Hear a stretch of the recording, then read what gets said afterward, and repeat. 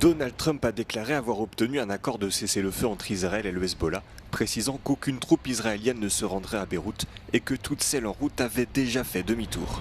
Une annonce faite après un appel très productif avec Benjamin Netanyahou, a assuré le président américain.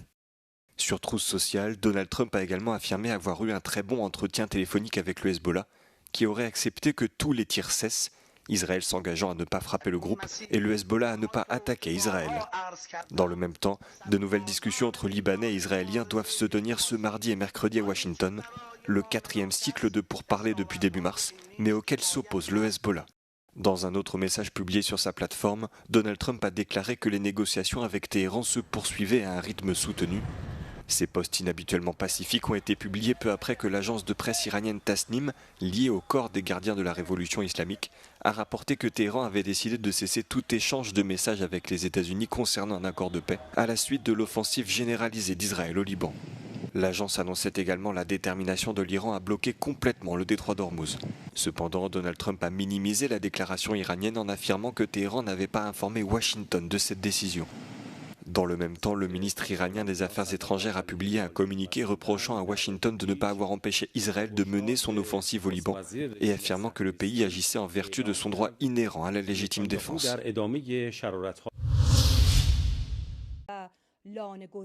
L'Iran a suspendu lundi tous les échanges avec les États-Unis par l'intermédiaire de médiateurs, a rapporté l'agence de presse iranienne Tasnim.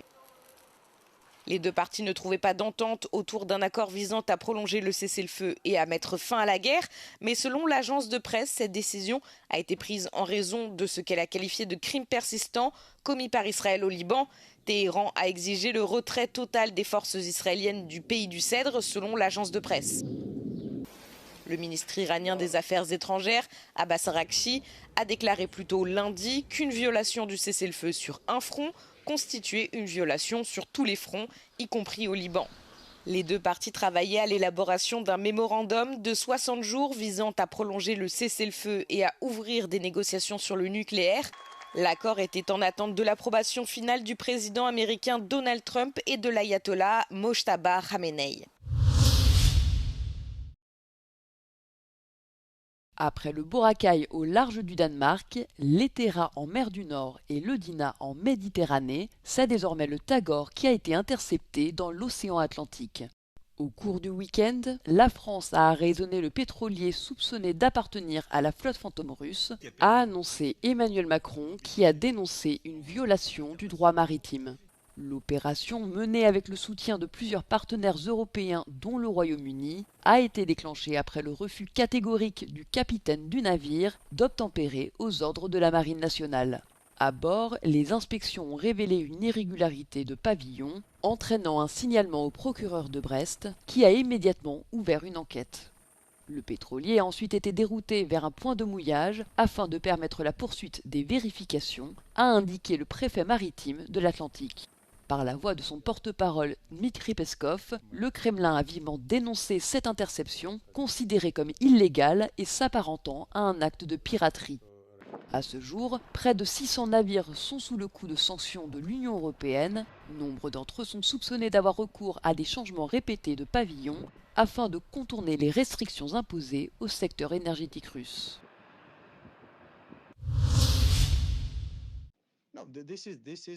L'ancien secrétaire général adjoint de l'OTAN, Mircea Chouanou, appelle l'Alliance à renforcer ses capacités militaires à basse altitude face à la menace croissante des drones. Cette mise en garde, formulée dans notre émission matinale Europe Today, fait suite au crash d'un drone la semaine dernière dans la ville roumaine de Galați, située près de la frontière ukrainienne. I think we have to do a much better effort to try to find the right kind of air and missile defense for NATO in general. So if for mid-altitude and high altitude, let's say there are some things in place, Patriot missiles, you know, the F-16s, the F-35s, NATO operations, for these basically low altitude things, we are still lacking the kind of adequate means.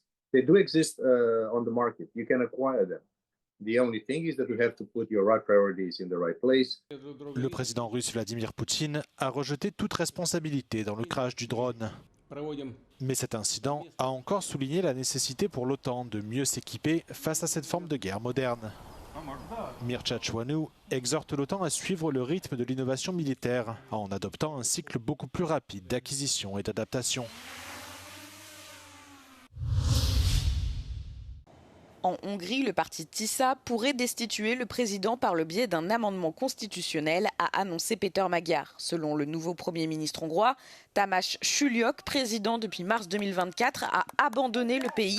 Après une visite au président, Magyar a déclaré qu'il informerait le groupe parlementaire TISA des scénarios possibles. Benne van a mai alaptörvényben is a megfosztási eljárás, de mi pontosan a köztársasági elnöki hivatal védelme érdekében, annak a megmaradt tekintélynek védelme érdekében nem ezt az eljárást fogjuk választani, módosítani fogjuk a szükséges módon az alaptörvényt, nem személyre szabott jogalkotással fogunk élni, mint ahogyan ezt előre próbálták jelezni és keretezni, hanem helyre fogjuk állítani a magyar emberek, sok millió magyar ember. Le soir des élections, le nouveau Premier ministre a appelé le président Tamás Sulyok, élu avec le soutien de l'ex-Premier ministre Viktor Orban, ainsi qu'une vingtaine de responsables publics, à démissionner. Leur départ est l'une de ses promesses de campagne. Ils ne seraient selon lui que des marionnettes de l'ancien régime et ont manqué à leur devoir constitutionnel. Mais le président Tamás Sulyok a annoncé dimanche dans une vidéo publiée sur les réseaux sociaux qu'il ne démissionnerait pas. A lemondás lehetőségét a személyes életem szempontjaitól függetlenül, felelősen megfontolva, arra a meggyőződésre jutottam, hogy az nem adna megoldást az előzőek szerinti intézményi konfliktus alkotmányos elvárásoknak megfelelő rendezésére.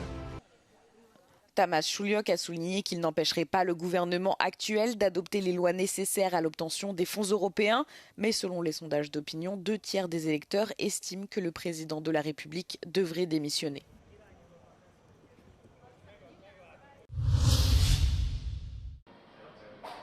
Petit, discret et sans odeur de fumée, les sachets de nicotine gagnent du terrain en Europe et particulièrement au Portugal.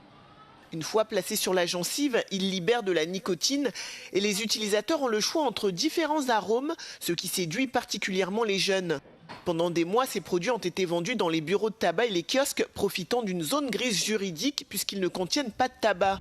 Cette entreprise, filiale du géant américain Philip Morris, a commencé à commercialiser officiellement les sachets de nicotine au Portugal cette année.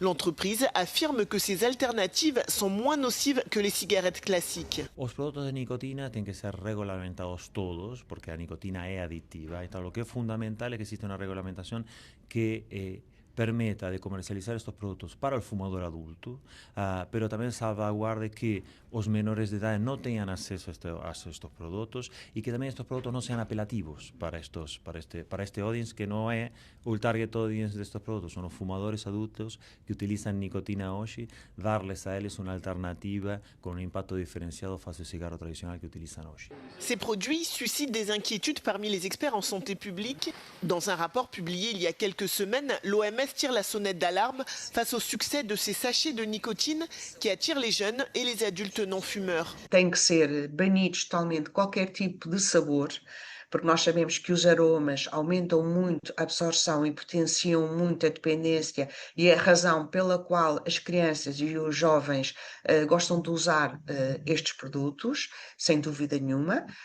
Chaque sachet peut contenir des niveaux de nicotine équivalents à plusieurs cigarettes traditionnelles. Bien qu'ils ne contiennent pas de tabac, le risque de dépendance demeure, tout comme les risques pour la santé. Os efeitos no cérebro são talvez os mais preocupantes, sobretudo porque quem vai usar estes produtos são sobretudo as crianças e os adolescentes e também os adultos jovens. A nicotina prejudica o desenvolvimento do cérebro, interfere com as capacidades cognitivas e provoca alterações do comportamento. Le gouvernement portugais prépare de nouvelles règles, restrictions publicitaires, limites de vente et interdiction des produits aromatisés et des emballages colorés. L'objectif est de réglementer un marché en plein essor avant qu'il ne prenne encore plus d'ampleur.